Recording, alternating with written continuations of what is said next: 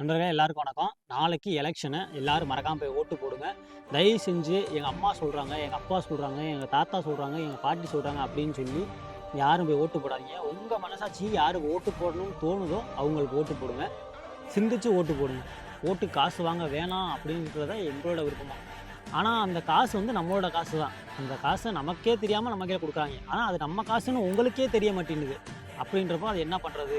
அதான் எனக்கு சத்தியமா வேதனைக்குரிய ஒண்ணாவே இருக்கு. நாங்க என்ன சொன்னாலும் நீங்க மாறுவீங்களான்றது தெரியல. மனசாட்சிப்படி சிந்திச்சு ஓட்டு போடுங்க. இன்னமும் பழைய விசுவாசம் அதவே தூக்கி நிக்காதீங்க. ஏன்னா பழைய விசுவாசமான ஆள்லாம் இப்ப இல்ல. இப்போ இருக்கவன் பூரா அயோக்கியம் தான். யாருமே நல்லவன் சொல்லவே முடியாது.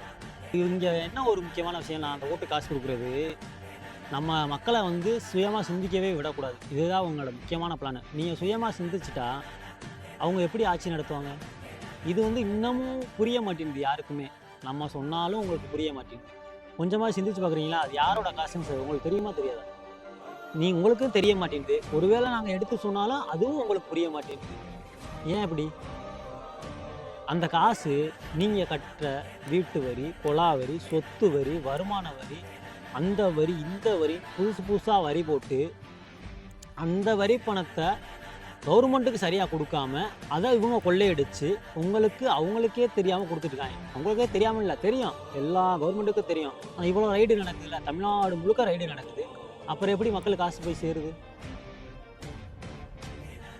அது சிந்திக்க மாட்டேங்கிறீங்க. அது யாரோட காசு? அதுவும் சிந்திக்க மாட்டேங்கிறீங்க. ஏதோ காசு குடுக்குறான், வாங்குறான். அப்ப பிச்சைக்காரனுக்கு நமக்கு என்ன வித்தியாசம்? அவன் குடுக்குற ரூ. 1000 நம்ம 2 நாள் வேலைக்கு போனா ரூ. 1000 சம்பாரிச்சிடலாம். உங்ககிட்ட ரூ. 1000 குடுத்துட்டு, ரூ. 500 ரூ. 1000 கையில குடுத்துட்டு, அவன் 500 கோடி, 1000 கோடிக்கு சம்பாதிக்கிறான்.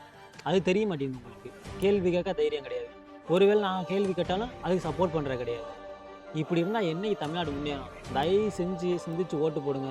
நீங்க இப்படியே இருந்தீங்கன்னா, இனி 5 வருஷம் இல்ல, 50 வருஷம் ஆனாலும் தமிழ்நாடு முன்னேறவே முடியாது.